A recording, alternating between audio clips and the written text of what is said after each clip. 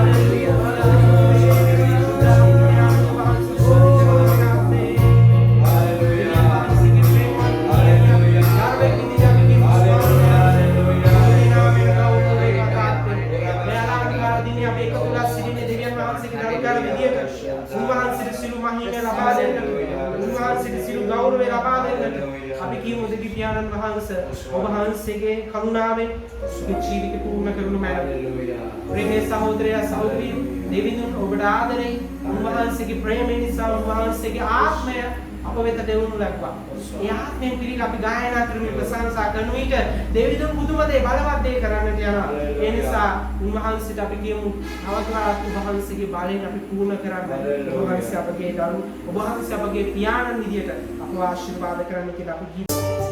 Hallelujah. ස්තුති වේවා ස්වාමීන් වහන්සේගේ නාමයෙන්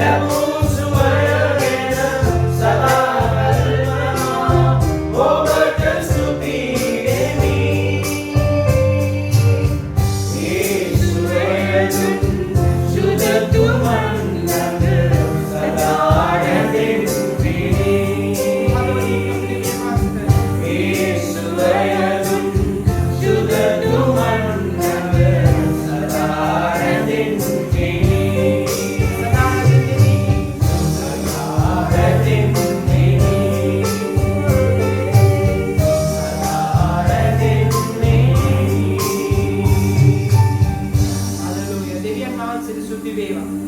මේ අලංකාර දින පවුලක් විදිහට සභාවක් විදිහට අපි දෙවිඳුන්ට නමස්කාර කරා. මේ දින උන්වහන්සේගේ ප්‍රේමණීය දරුවන් සියලු දෙනා උන්වහන්සේගේ පාමුල බාර කරනවා. දෙවියන් වහන්සේගේ අධික අනුග්‍රහය ලැබුවා වූ දරුවන් විදිහට සුද්ධාත්මයන් වහන්සේගේ මහත් වූ ඒ ආශිර්වාදය ඔබගේ ජීවිතයේ දින තාක්කල් තිබෙන පිණිස නිරන්තරයෙන්ම ඔබත් අපිත් එකතු වෙලා අපි ස්වාමීන් වහන්සේට ස්තුති කරමු, ගෞරව කරමු. දැන් දේව වචනයෙන් අපි පෝෂණය ලබන්නට යනවා. මේ දින දෙවියන් වහන්සේගේ වචනය ඔබ අසා සුද්ධාත්මෙන් පිරි ජීවිතය ගත කරන්නට ඔබගේ ජීවිතයට බලය ලබා ගන්න මනෝ කියලා අපි සියලු දෙනාගේ ප්‍රාර්ථනා කරනවා. ඔබ සියලු දෙනාටම ජේසුස් පිටයි දෙවියන් වහන්සේගේ වචනයට ඔබ අනුකම්පා ආමේන්. දෙවියන් වහන්සේට ප්‍රශංසා වේවා. නැවත වරක් සබත් දවසේ උදෑසන අපි රැස් වෙලා ඉන්නවා. දෙවියන් වහන්සේට අපි নমස්කාර කරා. දැන් උන්වහන්සේගේ වචනේ දිස බලන්න යනවා. මේ ඉරිදා ඉතාමත් වැදගත් ඉරිදාවක්. මුළු ලෝකෙම මේ ඉරිදාව සමරනවා. මන්ද අදාවිලා පෙන්තකොස්තු දිනය. පෙන්තකොස්තු දිනය නිසා මුළු ලෝකෙම සමරනවා මේ පෙන්තකොස්තු ඉරිදා දවස. දැන් මේ පෙන්තකොස්තු කියලා කිව්වම මේක අවිල්ලා දෙවියන් වහන්සේ විසින් දුන්නා වූ දීමනාවක්. සුදාත්මයන් වහන්සේ කර්ණ ගිවිසුමේ ජෙරමයා පොතේ 31 වෙනි පරිච්ඡේදයේ අනාගත වාක්‍ය ඉෂ්ට වුණා. අපි දන්නවා මෝසස් විසින් මේ දස පනත ලිව්වා. ගලක් උඩ තමයි ලිව්වේ. නමුත් සුදාත්මයන් වහන්සේ මනුෂ්‍යයන් සමග ජීවත් වෙන්න ආවට පස්සේ උන්වහන්සේ ජීවත් වෙන්නේ අපේ ජීවිත තුළ හදවතෙන් අපි තුළ උන්වහන්සේ වාසය කරනවා. ඒ නිසා ඉතාමත් වැදගත් දෙයක්.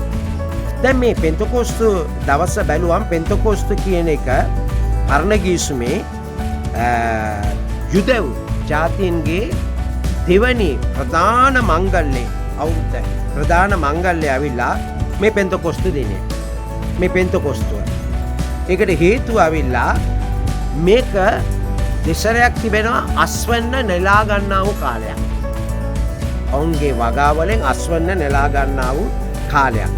ලෙවි කතාවේ 23 වෙනි පරිච්ඡේදයේ 15 වෙනි පදය ඒක ප්‍රකාශ කරනවා. ඒ අස්වැන්න නෙලා ගන්නා වූ කාලය තුල ඔවුන් විශාල උත්සවයක් පවත්වලා දෙවියන් වහන්සේට ස්තුති කරලා දෙවියන් වහන්සේට දී යුතු දේ හරියට දුන්නා කියලා ලෙවි කතාවේ 23 වෙනි පරිච්ඡේදයේ 15 වෙනි වගන්තියේ ප්‍රකාශ කරනවා. ඔවුන්ට ලැබුණා වූ සියලු දේ වලින් දෙවියන් වහන්සේගේ කොටස දුන්නා. ඊටමත් වැදගත්. ඒ නිසා දේව දරුවනි දෙවියන් වහන්සේගේ කොටස අපිට ලැබෙනා වූ පොඩි හෝ විශාල වලින් දෙවියන් වහන්සේගේ කොටස අපි අනිවාර්යයෙන්ම දෙන්න ඕන. ඒ විට දෙවියන් වහන්සේගේ ආශිර්වාදය ගලාගෙන යනවා. ඉතින් පරණ ගිවිසුමේ පෙන්තකොස්ත මේ දිනේදී ඔවුන් සැමරුවේ ඒකයි. නමුත් අලුත් ගිවිසුමට ආවම ඒක සම්පූර්ණයෙන්ම වෙනස් වෙලා ඒක අද වගේ දවසේ සමරන්න පටන් ගත්තා. දැන් අලුත් ගිවිසුමේ පෙන්තකොස්ත දවස කියන්නේ 50 වෙනි දිනය. යේසුස් වහන්සේ මැරුණා. 3 වෙනි දින මලවුන්ගෙන් උත්ථාන වුණා. ඊට පස්සේ උන්වහන්සේ දවස් 40ක් උන්වහන්සේ ශ්‍රාවකයන් සහ අනුගාමිකයන් සමග උන්වහන්සේ පෙනී සිටලා උන්වහන්සේට උගන්වලා උන්ව ශක්තිමත් කරලා උන්වහන්සේ ආසට ඔසව ගත්තා. ආසට ඔසව ගත්තට පස්සේ උන්වහන්සේගේ ශ්‍රාවකයන් සහ ගෝලයන්ට ප්‍රකාශ කරා ඔයගොල්ලන් ගිහලා ජෙරුසලමේ නතර වෙලා ඉන්න දෙවියන් වහන්සේගේ පොරොන්දුව ඉෂ්ට වෙන පිණිස උන්වහන්සේගේ පොරොන්දුව එනතුරු ඉන්න කියලා කිව්වා. ඉතින් අපි දන්නවා මේ පෙන්තකොස් දවසේ 120ක් ඒගොල්ලන් ගිහිල්ලා ජෙරුසලමේ උඩ තට්ටුවක යාඥා කරමින් සිටියා. ඒ 50 වෙනි දිනේ තමයි මොනවද වුනේ? පෙන්තකොස්තු දිනය. ඒ දිනේදී සුදාත්මනාංශගේ බලයෙන් කිරුණා. දැන් සුදාත්මනාංශගේ බලය සහ පෙන්තකොස්තු ගැන කතා කරන්නේ ක්‍රියාපොතේ. ඒක ඉතාමත් ලස්සන දෙයක්. ක්‍රියාපොත. එක සභාව බිහි වුණා. දෙක විශාල බලයක් මනුෂ්‍යයන් තුළ ඇති වුණා. තුන්වෙනි කාරණය ඇවිල්ලා මනුෂ්‍යයන්ට සුදාත්මනාංශගේ බලයෙන් පූර්ණ වුණා. ඒ වගේම 50 වෙනි ඒ 50 කියන ඒ කියන්නේ මේ පොතේ ක්‍රියාපොතේ සුදාත්මයන් වහන්සේ ගැන 50 සැරයක් ඒ පොත පුරාම ප්‍රකාශ කරලා තිබෙනවා. ඔවුන් සුදාත්මයන් වහන්සේගේ බෞතිස්මය ලැබුණා. ඔවුන්ට ධෛර්යය ලැබුණා. දෙවියන් වහන්සේගේ බය ඔවුන්ට ඇතුල් වුණා. ඔවුන්ට විශාල ඥානය ලැබුණා. ඒ පමණක් නෙවෙයි උන්වහන්සේට මඟ පෙන්වීම ලැබුණා. සුදාත්මයන් වහන්සේගේ දීමනාව ලැබුණා. ඊට පස්සේ අපි දන්නවා දෙවියන් වහන්සේගේ ඒ බලවත් පණිවිඩය පේතුරුස්, ස්තේවන්, ඒ වගේම පවුල්, යාකෝබ් අනිත් ගෝලයන් දේශනා කරන්න පටන් ගත්තා බලවත් විදියට. 12 වෙනි කාරණා ඇවිල්ලා ඒ කියන්නේ අලුත් ගිවිසුමේ ඇදහිලි වන්තයන් යාඥා කරන්න පටන් ගත්තා. කොහොමද යාඥා කරේ? මුළු රෑම යාඥා කරා. ඒ පමණක් නෙවෙයි යාඥාව තුළ විශාල බලය තිබුණා. දැන් අපි සුද්ධ බයිබලයේ ක්‍රියාපොතේ පළවෙනි පරිච්ඡේදයේ 12 ඉඳලා 14 වෙනකන් අපි කියවන්න යනවා. සුද්ධ බයිබලයේ පළවෙනි පරිච්ඡේදයේ 12 ඉඳලා 14 වෙනකන් කියන්න යනවා. කාරණා කීපයක් අපි බලන්න යනවා මේ වචන තුලින්. රයිට්. දැන් බයිබලයේ වචනයට අපි හොඳට සවන් දෙමු. ක්‍රියාපොතේ පළවෙනි පරිච්ඡේදයේ 12 වෙනි පදයයි 13යි 14යි. එකල ඔවුහු යෙරුසලමට සමීප වූ සබත් දවසක ගමන් දුර වූ ඔලීව නම්ලත් කන්දේ සිට යෙරුසලමට හැරී ගියෝය. ඔවුහු ඇවිත් තමුන් නැවතී සිටි උඩු මහලට නැගුණෝය. ඔවුහු නම් පේත්‍රුස්ද, යොහන්ද, යාකොබ්ද, අන්ද්‍රූද, පිලිප් සහ තෝමස්ද, බර්තෝලොමෙව් සහ මතෙව්ද, අල්පෙවුස්ගේ පුත්‍ර වූ යාකොබ්ද, ජ්වලිතයා වූ සීමොන්ද, යාකොබ්ගේ පුත්‍ර වූ යූදස්ද යනුය. මේ සියල්ලෝම ස්ත්‍රීන්ද, යේසුස් වහන්සේගේ මාව වූ මරියාද, උන්වහන්සේගේ සහෝදරයන්ද සමග එක්සිත්ව නොකඩවම යාඥා කරමින් සිටියෝය. ආමේන්. පියාණෙනි, මේ වචන වලට ආශිර්වාද කරමනව. මේ වචන තුල තිබෙනා ගැඹුරු දේවල් අද විශේෂ ඉරිදා සබත් දවසක් අපිට දැනගන්න අපේ ආත්මික ඇස් විවෘත කරමන යේසුස් වහන්සේගේ බලවත් නාමය. යන්නේ මේ වචන තුලින් අපි එක එක්කෙනාට මේ වචනයට සවන් දෙන්නව හැම කෙනෙකුටම වහන්සේ කතා කරමනවා. යේසුස් වහන්සේගේ බලවත් නාමය. ආමේන්.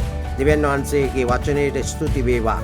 120ක් ජෙරුසලමේ උඩුමාලේ ලෑස්ති වෙලා 50 වෙනි දිනේ සුදාත්මනාංශගේ බලයෙන් පිරුණා.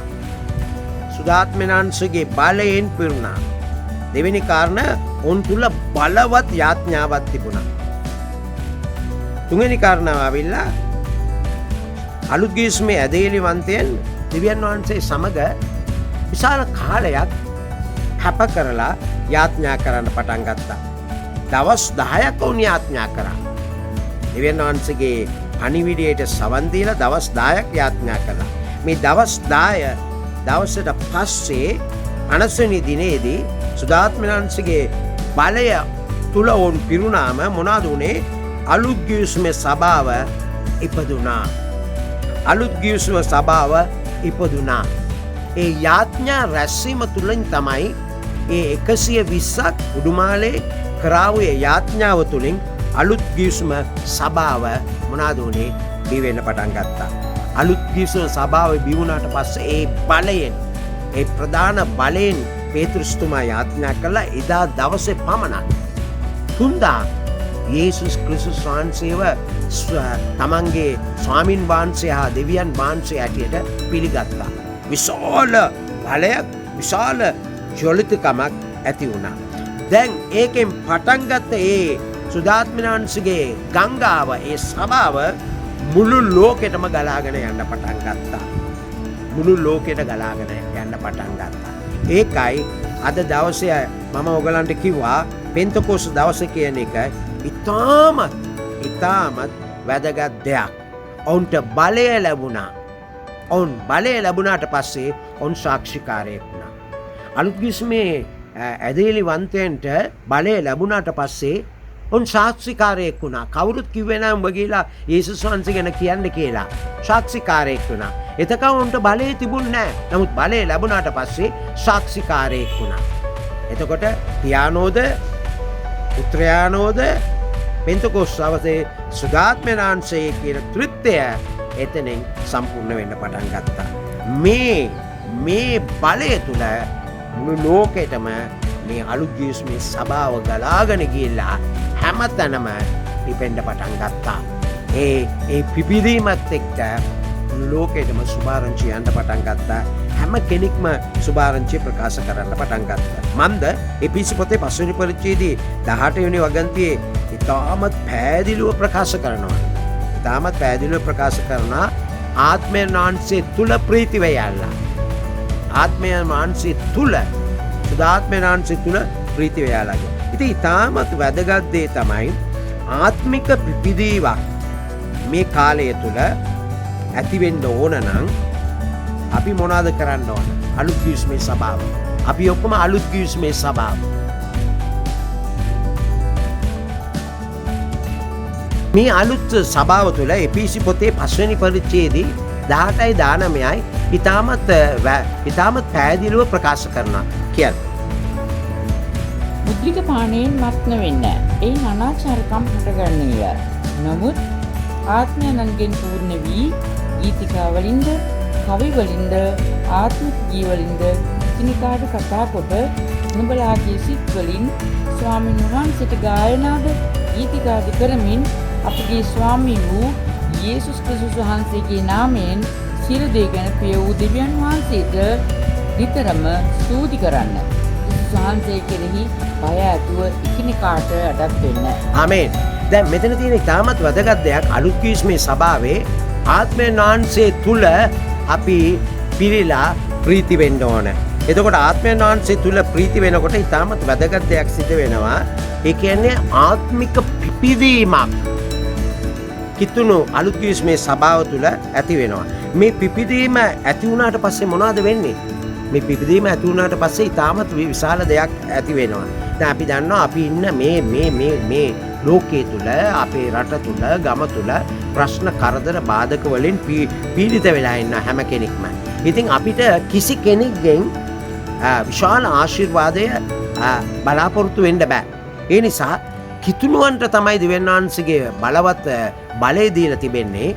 ඔවුන් ආත්මය තුලින් පිපිදීලා මේ පණිවිඩය කිව්වාට පස්සේ ඒ පමණක් නෙමේ ඔවුන් යාඥා කරාට පස්සේ විශාල බලයක් ඔවුන්ට ලැබිලා ඒ බලය අන් මනුෂ්‍යයන් අතරට ගලා යන්න පටන් ගන්නවා. බයිබලයේ දෙවැනි ලේකම් පොතේ 14 වෙනි පරිච්ඡේදයේ 14 වෙනි වගන්තිය ඉතාමත් පැහැදිලිව ප්‍රකාශ කරනවා. මතක තියාගන්න මාගේ නම දරන්නා වූ මාගේ සෙනග තමන්ගේ නපුරු මාර්ගවලින් ඉවත් වෙලා මගේ මුණ සොයනවා නම් මම නුඹට පමණක් නෙමේ දේශයට ශාස්ත්‍රීයකම ගේනවා කියලා. එතනින් ප්‍රශ්නයක් තියෙනවා. මොනවද ඒ ප්‍රශ්නේ? මාගේ නම දරන්නා වූ මාගේ සෙනග. එතන තිතක් තියෙනවා. If my people ඉංග්‍රීසි වලින් ඉතාමත් ලස්සනට ප්‍රකාශ කරන මගේ සෙනග යාඥා කරනවා නම්. දැන් මෙතන තියෙන ප්‍රශ්නයට පිළිතුර අවිලා මගේ සෙනග යාඥා කරනවා අඩුයි. යාඥා කරන එක නතර කරලා තිබෙනවා. යාඥා කරන එක ඔහේ මේ ඒ කියන්නේ ආත්මික සුදාත්මයන්සේගේ බලයෙන් යාඥා කරන්න. එතන තමයි ප්‍රශ්නේ තිබෙන්නේ. එතකොට මාගේ නම දරන්නා වූ මාගේ සෙනග ලෝකේ සෙනග නෙමෙයි මගේ සෙනග නපුරු මාර්ග වලින් ඉවත් වෙලා. එන ඒ වචනේ කියන අපි ඔක්කොම නපුරු දේවල් යේසුස් වහන්සේ තුල හිටියට කරමින් සිටිනවා. නපුරු දේවල්, නපුරු කතා, විරුද්ධ දේවල්, දෙවියන් වහන්සේ අකමැති දේවල්, දෙවියන් වහන්සේගේ අකමැති මාර්ගයෙන් ගමන් කරන එක මේ සියලු දේ කරගෙන සිටිනවා. මාගේ නම දරනවා මාගේ සෙනග තමන්ගේ නපුරු මාර්ග වලින් ඉවත් වෙලා මගේ මූණ සොයනවා නම් ඒ කියන්නේ යාඥා කරනවා. අලුත් ගිවිසුම සභාව පටන් ගන්නකොට එදා ජෙරුසලමේ 120 දෙනා දෙවියන් වහන්සේගේ මූණ සිව්වේ යාඥාවෙන්. ඒ දෙවියන් වහන්සේගේ අනට කීකරුණා යාඥා කරන. ඒ විට මම දේශය සුව කරනවා.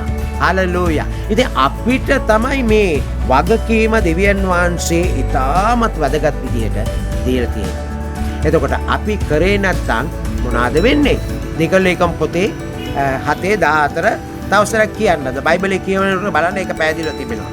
මාගේ නාමය දරන මාගේ සෙනඟ යටත් වී යාඥා කර මාගේ මුහුණ සොයා තමුන්ගේ නපුරු මාර්ග අත්හැරියොත් මම ස්වර්ගයේ සිට අසා ඔවුන්ගේ පව් කමාකොට ඔවුන්ගේ දේශය සුව කරන්නෙමි. ආමේන්. දේශය සුව කරනවා. අපේ රට සුව කරන්න ඕන මේ වෛරස් වලින්. අපේ සෙනග සුව කරන්න ඕන. අධර්මිෂ්ඨකම ඒ කියන්නේ පොළොවට දරාගන්න බැරි තරමට මුළු ලෝකෙම තිබෙනවා. රයිට්? මේ අධර්මිෂ්ඨකම ඇයි තියෙන්නේ? මේ ධර්මිෂ්ඨ දෙවියන් වහන්සේව මිනිස්සු නමස්කාර කරන්න. ඒ නිසා මගේ සෙනග යාඥා කරුවොත් බලවත් දේ කරන්න යනවා. මං කියවනේ අද ඔයගලන්ට ඉතාමත් විශේෂ දවසක් පෙන්තකෝස්ත දවසක් මතක තබා ගන්න. පෙන්තකෝස්ත දවසේ මතක තබා ගන්න අපි මතක තබා ගන්න යුතු කාරණා කීපයක් තිබෙනවා. ඒක තමයි යාඥාව. මොන වගේ යාඥාවද? බලවත් යාඥාව. එතකොට බයිබලයේ සඳහන් වෙලා තියෙනවා අපේ බලයෙන් නොවේ අපේ ශක්තියෙන් නොවේ දෙවියන් වහන්සේගේ බලයෙන් සියලු දේ කරන්න පුළුවන්. ඒ නිසා අපි දෙවියන් වහන්සේගේ සෙනග ඒ වචනය අනුව තමන්ගේ නපුරු මාර්ගවලින් ඉවත් වෙලා අපි දෙවියන් වහන්සේව සොයමු. දෙවියන් වහන්සේව සොයන්න කාලය අවිල්ලා. මේක තමයි කාලය. අපි සොයමු. උන්වහන්සේගේ මූණ සොයමු. එතකොට මොනවද වෙන්නේ? අපි යාඥා කරාම ගංගාවක් වගේ අපිට පිළිතුරු ලැබෙන්න ගලාගෙන යන ධර්මිෂ්ඨකම ගලාගෙන යනවා. බලවත් දේ කරන්න යනවා. ඒ කියන්නේ ඔවුන් යාඥා කරේ හදවතින්ම. ඔවුන් දෙවියන් වහන්සේට සේවය කරේ හදවතින්ම. ඒ පමණක් නෙවෙයි. ඒ සෙනග තමන්ගේ ධනෙන් ඉඳලා යාඥා කරන්න පටන් ගත්තා. දැන් බලන්න යේසුස් වහන්සේ කිව්වා ඒ අන්තිම දේශනාව කිව්වලා කිව්වා ජෙරුසලමට ගිහිල්ලා සුදාත්මයන්සේ බලය ලැබෙන තුරු ඉන්න කියලා කිව්වා. ඒ කියන්නේ ඒ කියපු විදියටම ඔවුන් කීකරු වුණා. කීකරුකම ඉතාමත් වැදගත්. කීකරු වුණා පමණක් නෙවෙයි ඒ සුදාත්මයන්සේගේ බලය ලැබෙන තුරු යාඥා කරා. ඒගොල්ලෝ යේසුස් කිව්වේ නෑනේ දවස් එකක් යාඥා කරන දෙකක්. එහෙම කිව්වේ නෑ. බලය ලැබෙන තුරු. එතකොට බලාපොරොත්තු ඇතුව බලාගෙන ඔන්න යාඥා කරා. දැන් කිතුණුවන්ට තියෙන ඉතාමත් මේ අභියෝගේ නම් බොහෝ දේවල් අපි ඉක්මනට අමතක කරලා ඒක වසා දමනවා. ඒක තමයි. අපිට කරදර බාධක ආවම යාඥාව නතර කරනවා. යාඥා ඒකනේ මිනිස්සු කියනවානේ අනේ මම නම් යාඥා කරන්නේ නැහැ. මම යාඥා කරා මට කිසිම පිළිතුරක් ලැබුණේ නැහැ. ඒ නිසා යාඥා කළා වැඩක් නැහැ. යාඥා කරනවා. එතකොට කරදර බාධක ආවම යාඥාව නතර කරනවා. ඉතින් අපිට තිබෙන අභියෝගය මොනවද? පොඩි දෙයකට පවා අපි සමහර දේවල් නතර කරන්නේ නැහැ. කිතුණුවන් ඇටියට අපිට ඉදිරියට ගමන් කරුවොත් මොනවද වෙන්නේ? දෙවියන් වහන්සේගේ බලවත් උන්වහන්සේගේ වචනයට කීකරු වෙමු. ඒ විට බලවත් දේ ඔබගේ ජීවිතය තුළ, පෞල් ජීවිතය තුළ, සභාවේ, අපේ සමාජයේ, අපේ රටේ ඇති වෙන්න යනවා. ඒ නිසා අපි සියලු දෙනාම මේ පෙන්තකොස් දවස සමරමු. ඉතාමත් වැදගත් දෙයක්. අර්ණගීස්මේ ජෙරමායා පොතේ 31 වෙනි පරිච්ඡේදයේ ඒ අනාගත වාක්‍ය ඉෂ්ට වුණා පමණක් නෙවෙයි අර්ණගීස්මේ පෙන්තකොස් කියන්නේ උත්සවයක්. ඒ කියන්නේ මේ අස්වෙන්න සති දෙකක් විතර අස්වෙන්න ලබා ගන්නා උත්සවයක්. ඒ නිසා දිව්‍යන් වහන්සේට දිය යුතු කොටස අපි හරියට දෙමු. අර්ණගීස්මේ ඔවුන් උත්සවය පවත්වලා දිව්‍යන් වහන්සේට දිය යුතු කොටස හරියට දුන්නා. මුදල් වලින් පමණක් නෙවෙයි. ඒ දවස්වල ද්‍රව්‍ය වලින් දුන්නේ. අපි අද දෙන්නේ මුදල් වලින්. මුදල් වලින් පමණක් දීලා අපිට ඒවා නතර කරන්න බෑ. අපේ වෙලාව, කැපවීම, සුභාරංචි කියීම මේවා කියන ඔබට දෙවියන් වහන්සේ බලවත් දේ කරා. දෙවියන් වහන්සේ ඔබ සියලු දෙනාටම ආශිර්වාද කරන සේකයි. මේ ඉරිදා ඉතාමත් ආශිර්වාද නැති ඉරිදාවක් වේවා කියලා මම යාඥා කරන අතර ඔබ සියලු දෙනාට මම කියනවා යාඥා කරන්න. බලාපොරොත්තු ඇතුව යාඥා කරන්න. බලයෙන් යාඥා කරන්න. සුදාත්මයන්සේගේ බලයෙන් යාඥා කරන්න. ඒ විට බලය ලැබෙනවා.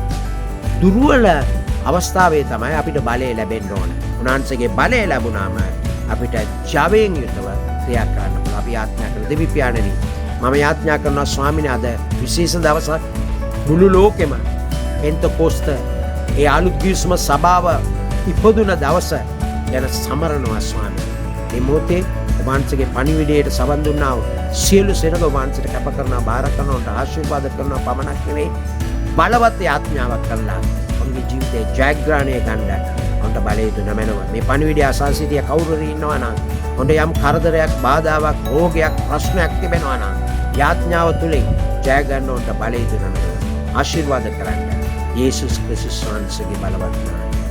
ආමේන්. දෙවියන් වහන්සේගේ ප්‍රේමයද, ක්‍රිස්තුස් වහන්සේගේ කරුණාවද, සුදාත්ම වහන්සේගේ සහභාගීකම නැවත හමු වෙනතුරු ඔබ අපි සියලු දෙනා සමග වේවා. දෙවියන් වහන්සේ ඔබට ආශිර්වාද කරේවා. යේසු විකයි.